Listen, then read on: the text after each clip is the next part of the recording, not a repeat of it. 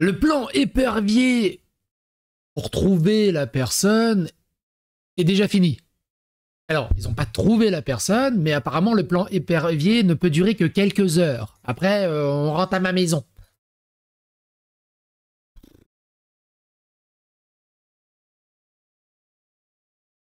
Ce Mohamed Amra a été condamné 13 fois.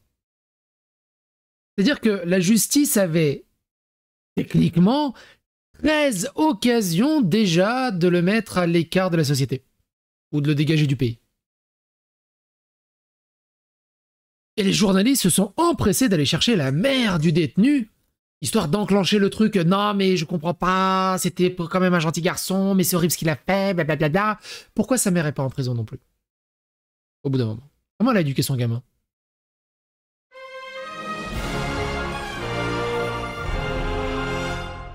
Attention, please. Un truc assez intéressant à savoir également. Faites attention sur X. Pourquoi je dis ça? Mathilde Panot a dit stupeur après cette attaque violente effroyable qui a coûté la vie à 2 agents de l'administration pénitentiaire, immense soutien aux familles et proches endeuillés.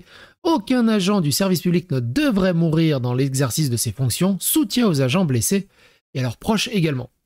Beaucoup de personnes ne savent pas que on peut modifier ses tweets. Mais les modifications restent dans l'historique des tweets. Donc si vous cliquez sur dernière modification, en fait, elle a modifié, elle a supprimé ce passage. C'est la 110e mort au travail pour 2024. Comme on l'a vu dans la vidéo précédente, et je vous invite à regarder la vidéo précédente, vous la retrouverez le lien dans la description. La gauche s'empresse d'expliquer que c'est juste un accident de travail et ça rejoint la liste très longue des morts au travail et qu'il faut faire quelque chose contre les accidents de travail. Donc j'en déduis, Naël, Traoré, c'est des accidents de travail aussi. Comment ça marche? C'est... Mohamed Amra avait tenté de s'évader dimanche en sciant les barreaux de sa cellule. Quand même balèze. On va voir un peu plus en détail après. Condamné à 13 reprises, la dernière remonte à mardi dernier. 18 mois de prison pour vol aggravé. C'est un peu ou prou, comme Matisse. C'est-à-dire que 2 semaines auparavant, il était condamné par la justice, mais on l'a relâché. C'est quand même balèze. C'est quand même balèze. Cette justice en France est tellement... Au bout d'un moment, il faut juger les juges et surtout, il faut s'occuper de la justice. La justice est complice de l'état actuel de la France. Regardez l'état de nos prisons en France. Regardez l'état de nos prisons en France. Faut que je baisse parce que ça va hurler dans tous les sens. Regardez l'état de nos prisons en France. Désolé pour les oreilles.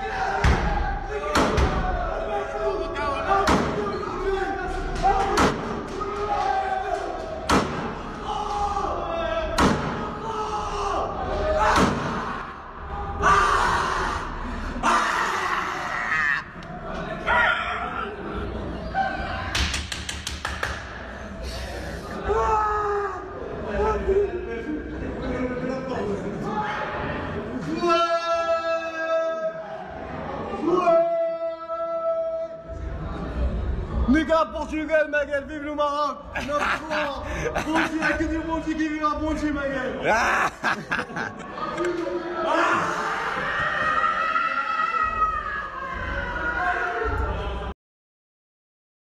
Alors, j'imagine que la gauche et la LFI est très contente, au moins la diversité est très respectée. Même en surreprésentation. Ce qui devrait leur faire plaisir. Mais qu'est-ce que c'est que ces prisons? Peut-être pas prendre exemple sur les prisons japonaises qui sont assez réputées. À quel moment tu fais ça? Et à quel moment personne n'intervient? C'est un truc de ouf.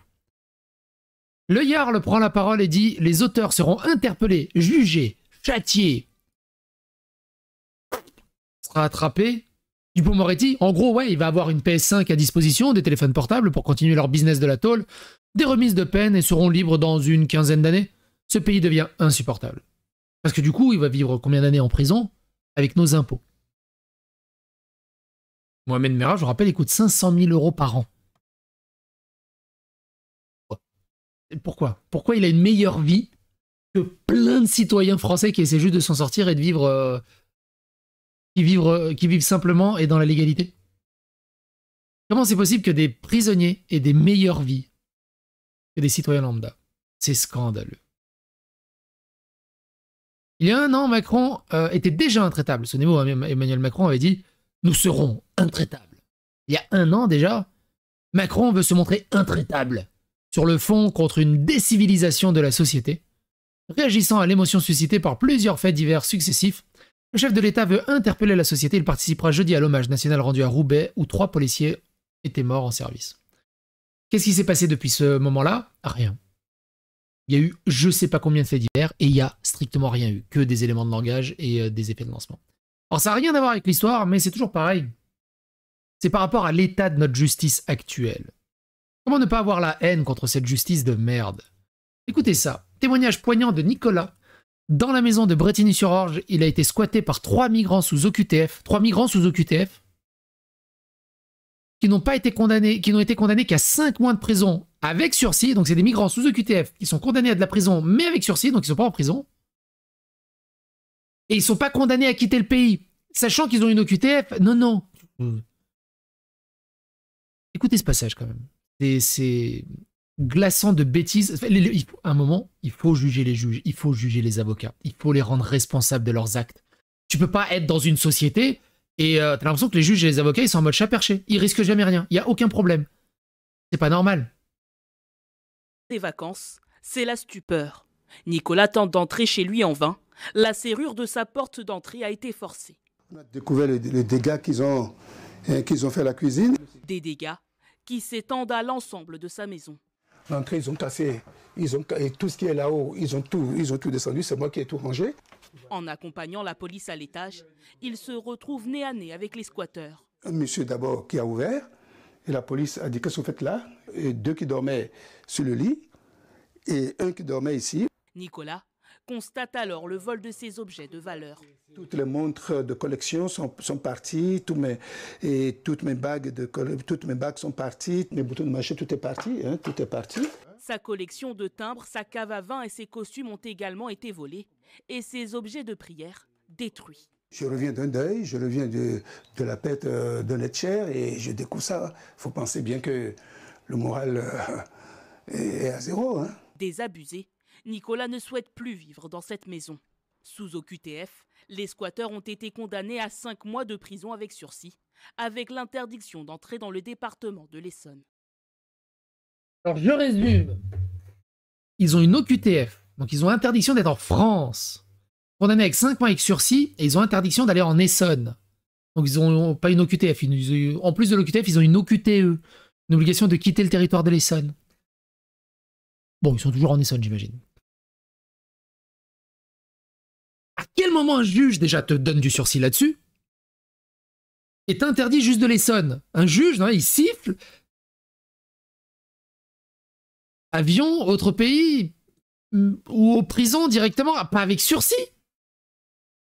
Enfin, tu me diras, à quoi ça sert qu'ils aillent dans les prisons quand tu vois l'état de nos prisons?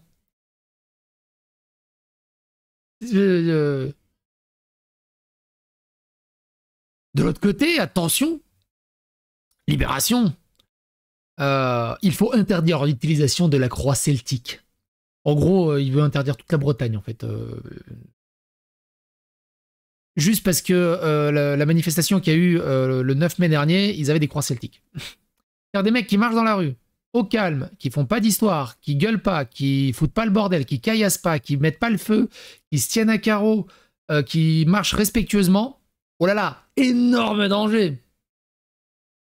Mohamed et les autres, la gauche, quoi? Il n'y a pas de problème, hein?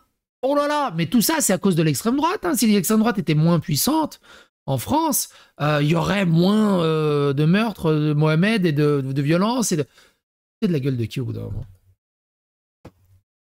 Donc pour l'instant, leur combat, c'est peut-être d'interdire la croix celtique. Bon courage à tous les amis bretons. Qu'est-ce qu'on fait? On cancelle la Bretagne? On prend un truc puis on la découpe comme ça. Et comme ça, on donne pour de bon, on arrête comme ça le combat à 2 balles. Pour de bon, on laissera le Mont-Saint-Michel à la Normandie. Et c'est marre. Mario Maréchal qui dit « Face à un acte aussi barbare, il faut traquer Mohamed Amra et ses complices comme des Kouachi et les arrêter à tout prix, morts ou vifs. » On en apprend un peu plus sur BFM TV. Les images de l'attaque de fourgon pénitentiaire filmées par la vidéosurveillance du péage montrent une voiture bélier qui fonce sur le fourgon après le passage de la barrière de sécurité du péage. Je vous invite à regarder la vidéo. Alors déjà, ce qui est hallucinant, c'est qu'en 2024, les caméras de surveillance sont encore en 1986. Mais c'est hallucinant de voir les flics, ils étaient dans une petite fourgonnette et suivis par une petite estafette derrière. Je sais même pas s'ils étaient armés ou quoi. Enfin bref, c'est hallucinant. Hallucinant. Dans un communiqué, le syndicat du milieu pénitentiaire appelle au blocage des établissements et des structures pénitentiaires pour exprimer leurs émotions après la mort de leurs 2 collègues en service. Les représentants réclament 6 mesures d'urgence comme la réduction du nombre d'extractions à la faveur des visioconférences, la fin des exhortes panachées ou la mise en disposition d'équipes mieux adaptées. Une audience est demandée dès demain au ministre de la Justice par l'intersyndicale. Il faut aussi interdire les sorties au musée et à la piscine parce qu'ils s'évadent aussi. Peut-être aussi interdire les kartings, les PlayStation et Internet, les téléphones portables. À quel moment tu autorises tout ça? Du pain sec et de l'eau, un bol de riz et... le vendredi soir, un petit pain au lait. Et ça marche. Ça marche beaucoup mieux. Et dès qu'il y en a un qui fait des représailles, ou c'est sa 3e fois, ou il est condamné pour sa 3e fois, on ne fait pas du sursis, on n'attend pas la 15e fois, alors on n'attend pas la 70e fois. Non, on lui attache des petits trucs aux testicules, et on y va. Enfin, au bout d'un moment. Ça marche pas, les boîtes à musique. Allô? Ça marche pas, les boîtes à musique. Il faut être gentil, ils s'en foutent. Ils s'en foutent. Non, au bout d'un moment. L'avocat de Mohamed Amra indique sur BFM TV que celui-ci avait tenté de s'évader ce dimanche de la maison d'arrêt d'Évreux en sciant les barreaux de sa cellule. Une procédure disciplinaire aurait été déclenchée après la découverte de ces faits. Cet élément laisse penser qu'il y avait une tentative d'évasion en préparation. Bah oui, non, il découpait les barreaux juste parce qu'il s'emmerdait, il se faisait chier. Il indique être complètement abasourdi par la nouvelle de cette évasion violente. L'avocat adresse ses pensées pour les personnels pénitentiaires. Donc le mec adresse ses pensées au personnel pénitentiaire, à la famille, j'imagine aussi des victimes, tout en défendant son client. Pareil, ces avocats, je ne comprends pas comment ils font pour dormir la nuit. Je sais, vous allez me dire, oui, mais tout le monde a le droit à un avocat, c'est la justice, sinon c'est de la sauvagerie. Non, au bout d'un moment, non. Non, au bout d'un moment, non. Non, au bout d'un moment, non. Ah non, non, à quel moment non. À quel moment tu arrives à dormir la nuit en se disant j'ai fait mon beau boulot d'avocat et mon beau boulot de juge. Il est sorti avec sursis, je lui ai fait éviter la prison. Ouf, il a recommencé la semaine prochaine, mais au moins, au moins il va me réembaucher. Ça me fera des pépettes. C'est tout ce que je me dis, hein. C'est infernal. C'est infernal. La préfecture de l'Eure annonce que la sortie Incarville de l'autoroute A13 vers l'A154 reste fermée dans le sens Rouen en direction d'Évreux. Pour se rendre à Louviers-Évreux, les automobilistes venant de Rouen sont invités à prendre la sortie 17 plus au sud, direction de Paris. L'entourage d'Éric Dupond-Moretti indique à BFM TV que celui-ci va rencontrer demain à 14 h l'intersyndicale qui réclame des mesures après le drame. En déplacement à Caen, pour rencontrer les collègues et les familles des victimes, le garde des Sceaux avait assuré que des réflexions seraient conduites. Super. C'est les mêmes éléments de langage à chaque fois qu'il y a un fait divers. On va discuter, on va réfléchir, ça sera plus jamais le plat de bague à l'école, plus jamais. Une semaine après, c'était encore le bordel et c'était... Ces éléments de langage, c'est ouf. Ce qui est arrivé n'est pas arrivé dans le pénitentiaire depuis 1992. Ce drame absolu, c'est l'horreur totale, nous oblige bien sûr à assurer le ministre de la Justice. La mère du détenu, pourquoi on est allé l'interroger? La mère du détenu a pris la parole auprès de nos confrères de RTL. Elle confie son émotion. Après cette évasion, ayant coûté la vie à 2 agents, elle dit avoir craqué et pleuré en apprenant la nouvelle. Est-ce qu'elle a dit autre chose? Je suis très curieux. J'ai craqué, j'ai pleuré, je n'étais pas bien, confie à RTL la mère du détenu. Comment peut-on ôter des vies comme ça? Bah, c'est toi qui l'as éduqué. A-t-elle demandé alors que les 2 agents pénitentiaires ont perdu la vie dans l'attaque du fourgon qui transportait Mohamed A. Et c'est pareil, pourquoi il y a tout le temps la merde? Il est où le père encore? C'est très grave quand même, c'est grave. Ils le trimballent de droite à gauche, ils le mettent en isolement au lieu de le juger une bonne fois pour toutes, a-t-elle ajouté. Il ne me parle pas, c'est mon fils.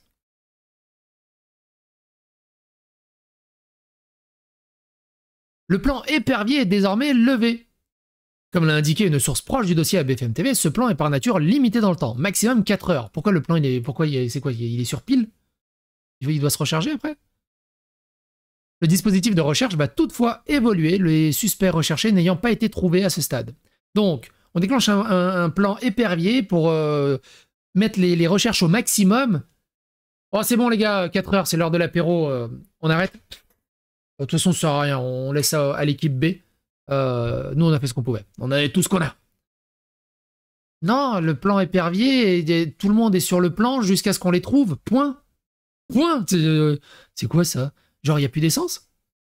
Et on est vraiment un pays de pain au chocolat. Un escadron de gendarmerie mobile reste en contrôle dans certains quartiers d'Évreux. Il est composé d'environ 60 gendarmes. Ouhou. Le garde des Sceaux demande à ce qu'une minute de silence soit respectée demain à 11 h dans tous les tribunaux et prisons de France, ainsi que l'ensemble des établissements du ministère de la Justice, comme l'indique un communiqué de presse de la chancellerie. Comme l'explique l'agence France Presse, le procureur de Paris, Laure Bécaud, va s'exprimer devant la presse à 21 h 30 à son retour de Rouen. Oh, c'est bientôt. Bref. On verra bien ce que ça va donner. Je suis très comme ça. Je pense que vous le sentez. Bon courage à vous. Et j'espère que vous me comprenez.